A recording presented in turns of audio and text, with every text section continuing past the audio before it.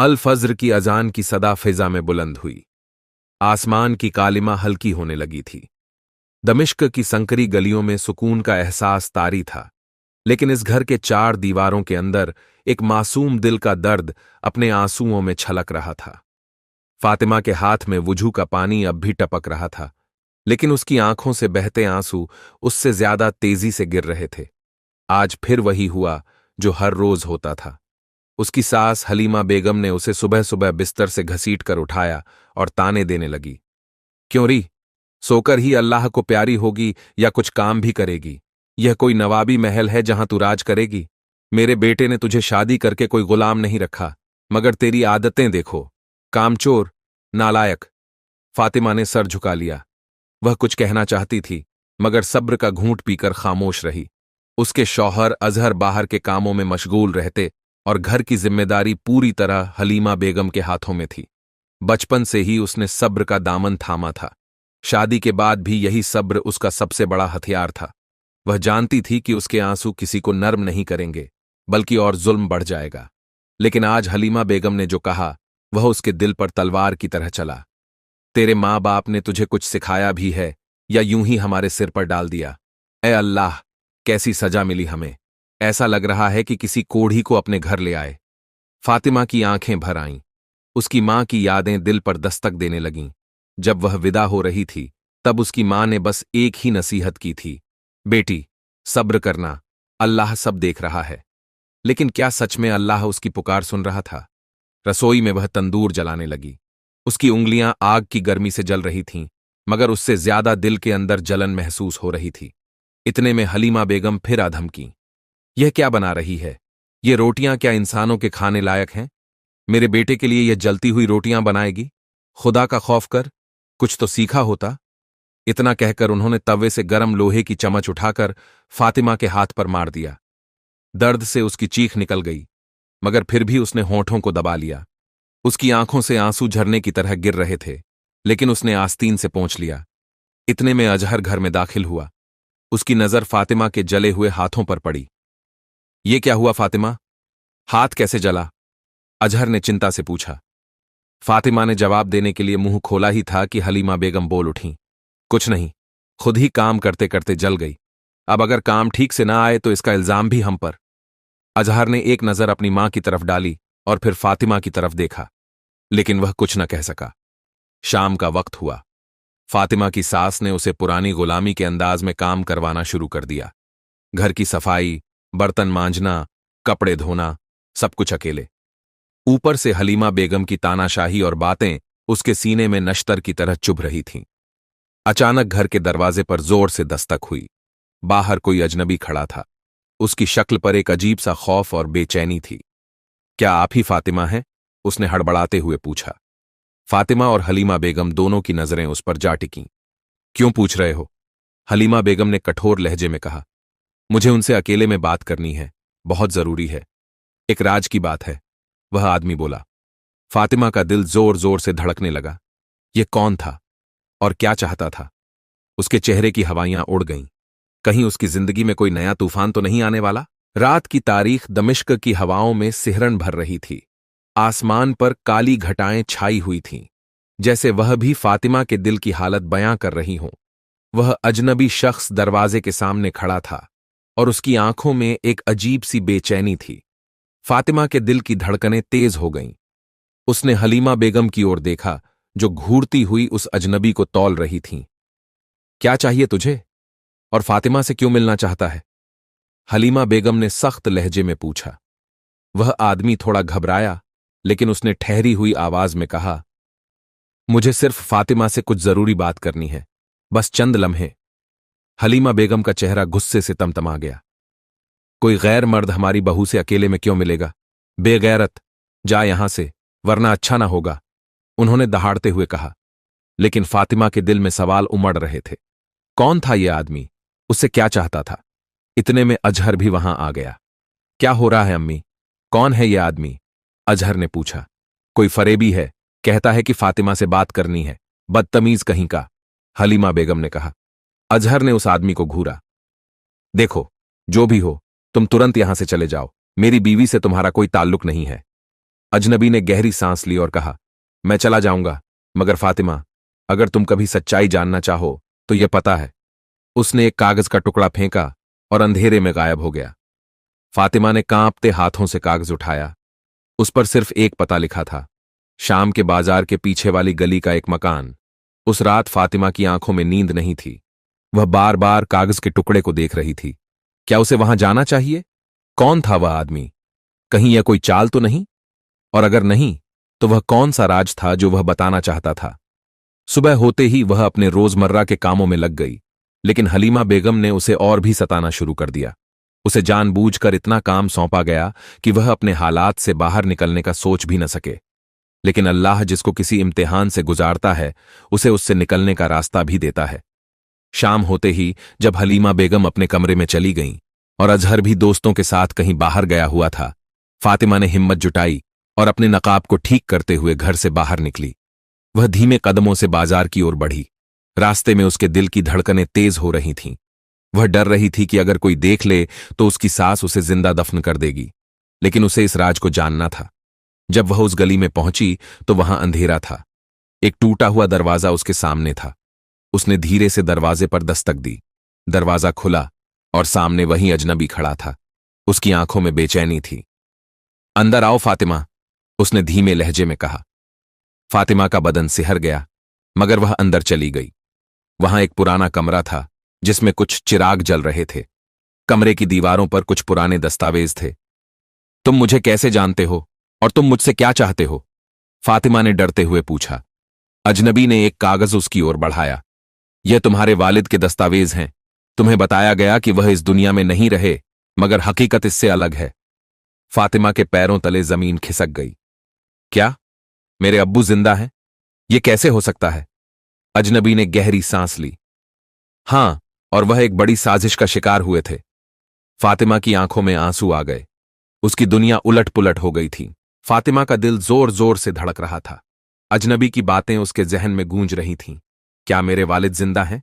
यह कैसे मुमकिन है? कमरे की मध्यम रोशनी में वह अजनबी फातिमा को देख रहा था। उसने एक पुराना दस्तावेज उसकी ओर बढ़ाया। फातिमा ने कांपते हाथों से वह कागज लिया और पढ़ना शुरू किया। उसके दिल की धड़कनें बढ़ती जा रही थीं। यह दस्तावेज साबित करते हैं कि तुम्हारे वालिद को एक साजिश के तहत कैद कर लिया गया था। उन्हें मर चुका बताया गया, लेकिन हकीकत इससे अलग है। अजनबी की आवाज में दर्द था। फातिमा की आंखों में आंसू आ गए। मगर यह सब कैसे मुमकिन है? मेरी अम्मी ने तो कहा था कि वह अब इस दुनिया में नहीं रहे। अजनबी ने एक गहरी सांस ली। तुम्हारी अम्मी को भी धोखे में रखा गया। यह सब तुम्हारी सास हलीमा बेगम की चाल थी। फातिमा के जिस्म में बिजली सी कौंध गई। क्या? यह नहीं हो सकता। अजनबी ने गंभीरता से कहा। सच्चाई कड़वी होती है, लेकिन यही हकीकत है। तुम्हारे वालिद को एक साजिश के तहत कैद किया गया ताकि उनकी जायदाद पर कब्जा किया जा सके। हलीमा बेगम ने यह सब अपने बेटे अजहर के लिए किया। फातिमा का जिस्म सुन्न पड़ गया। वह जमीन पर गिर पड़ी। उसके कानों में जैसे किसी ने गरम सीसा उड़ेल दिया हो।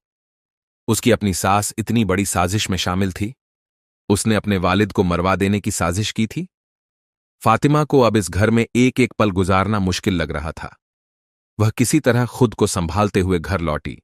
अंदर दाखिल होते ही हलीमा बेगम की कड़कती हुई आवाज सुनाई दी। कहां गई थी तू इतनी देर? क्या अब तू अपने मियां को धोखा देने लगी है? फातिमा ने अपने आंसू पोंछ लिए। वह चाहती थी कि चीख चीख कर हलीमा बेगम से पूछे कि उन्होंने उसके वालिद के साथ ऐसा क्यों किया, लेकिन अभी वह सही वक्त का इंतजार करना चाहती थी। रात भर वह सो न सकी। उसके जहन में अतीत की यादें उमड़ रही थीं। उसके वालिद कितने रहमदिल थे। कैसे वह अपनी बेटी को दुनिया की हर खुशी देना चाहते थे। लेकिन अब वह कहां थे? क्या वह सच में जिंदा थे? और अगर थे तो किस हाल में थे? अगले दिन फातिमा ने तय कर लिया कि वह इस साजिश का पर्दाफाश करके रहेगी, मगर वह यह नहीं जानती थी कि उसके लिए आगे की राह और भी मुश्किल होने वाली थी। जब वह सुबह रसोई में काम कर रही थी, तभी अजहर घर में दाखिल हुआ। उसके चेहरे पर गुस्सा था। फातिमा, मेरी अम्मी ने बताया कि तू रात को घर से बाहर गई थी। कहां गई थी? फातिमा ने एक पल के लिए सोचा कि क्या जवाब दे, लेकिन अब सच छुपाने का कोई फायदा नहीं था। मैं अपने वालिद के बारे में पता करने गई थी।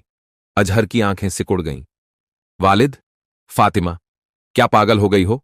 तुम्हारे वालिद तो नहीं। फातिमा चीख पड़ी, वह जिंदा हैं और मैं उन्हें ढूंढ कर रहूंगी। हलीमा बेगम, जो पास ही खड़ी थीं, ने यह सुनकर चौंक कर फातिमा की ओर देखा। उनका चेहरा एक पल के लिए जर्द पड़ गया, लेकिन फिर वह संभल गईं। तू पागल हो गई है, यह सब झूठ है, तेरा दिमाग खराब हो गया है, उन्होंने चिल्लाकर कहा। लेकिन अब फातिमा किसी भी झूठ को मानने के लिए तैयार नहीं थी। फातिमा अब किसी भी तरह अपने वालिद तक पहुंचने का इरादा कर चुकी थी। वह जानती थी कि हलीमा बेगम उसे ऐसा नहीं करने देंगी, लेकिन उसे रास्ता निकालना था। उसी रात, जब घर के सारे लोग सो चुके थे, फातिमा ने चुपके से अपने कमरे का दरवाजा खोला। उसके कदमों में एक नया हौसला था। वह उस अजनबी से मिलने दोबारा निकल पड़ी। जब वह पहुंची तो अजनबी पहले से ही वहां मौजूद था। उसके हाथ में कुछ और दस्तावेज थे। तुम आई, मुझे यकीन था। देखो, ये सबूत हैं कि तुम्हारे वालिद को एक खुफिया जेल में रखा गया है, अजनबी ने कहा। फातिमा ने कांपते हाथों से कागजात देखे। यह सच था, उसके वालिद जिंदा थे। अब हमें क्या करना होगा? उसकी आवाज में मजबूती आ चुकी थी। अजनबी ने गहरी सांस ली। हमें पहले सबूत इकट्ठे करने होंगे और फिर सही वक्त पर यह सच सामने लाना होगा। फातिमा अब पूरी तरह तैयार थी। उसे हर हाल में अपने वालिद को वापस लाना था। फातिमा की आंखों में एक नई उम्मीद की किरण जाग उठी थी, मगर उसके दिल में बेचैनी बढ़ती जा रही थी। उसके वालिद अगर जिंदा थे तो वह इतने सालों से कहां थे, किस हाल में थे, और सबसे बड़ी बात, वह उन्हें कैसे ढूंढे? फातिमा ने तय कर लिया था कि वह किसी भी हाल में अपने वालिद तक पहुंचेगी। अजनबी ने उसे कुछ और सुराग दिए थे। अब उसे उस जगह तक पहुंचना था जहां उसके वालिद को कैद कर रखा गया था। उस रात, जब पूरा घर गहरी नींद में था, फातिमा ने अपने कमरे का दरवाजा धीरे से खोला। उसके कदम डर और हौसले के संग आगे बढ़ रहे थे। वह दबे पांव बाहर निकली और अजनबी से मिलने पहुंची। अजनबी ने उसे एक पुराने गोदाम का पता दिया था।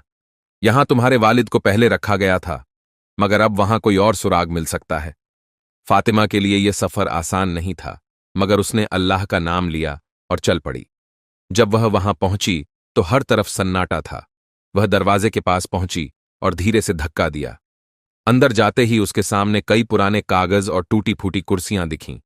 वह धीरे धीरे चलने लगी। तभी उसे किसी के कदमों की आहट सुनाई दी। उसका दिल जोर जोर से धड़कने लगा। कौन है वहां? किसी की भारी आवाज गूंजी। फातिमा सांस रोककर एक कोने में छुप गई। उसकी आंखों में डर और बेचैनी थी। अचानक किसी ने उसकी बाजू पकड़ ली। वह चीखने ही वाली थी कि सामने अजनबी खड़ा था।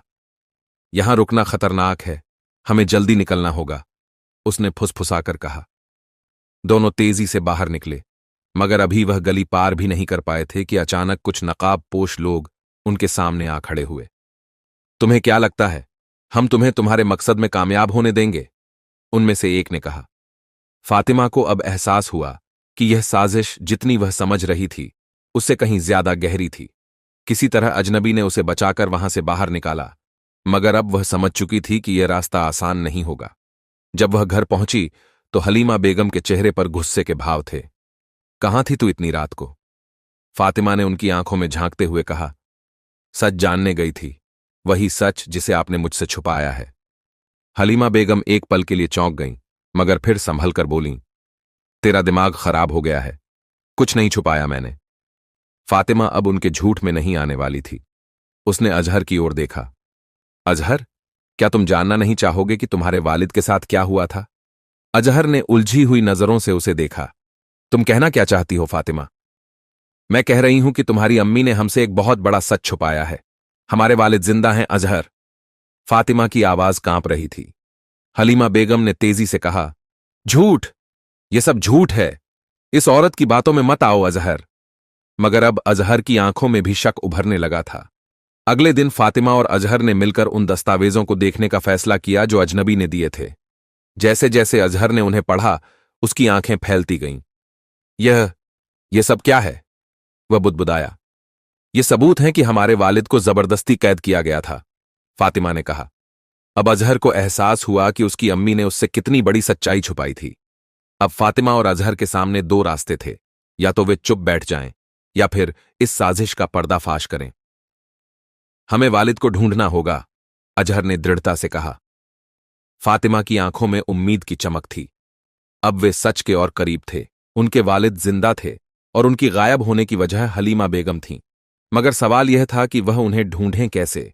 दस्तावेजों से यह साफ था कि उन्हें एक खुफिया जगह पर रखा गया था, लेकिन वह जगह कहाँ थी?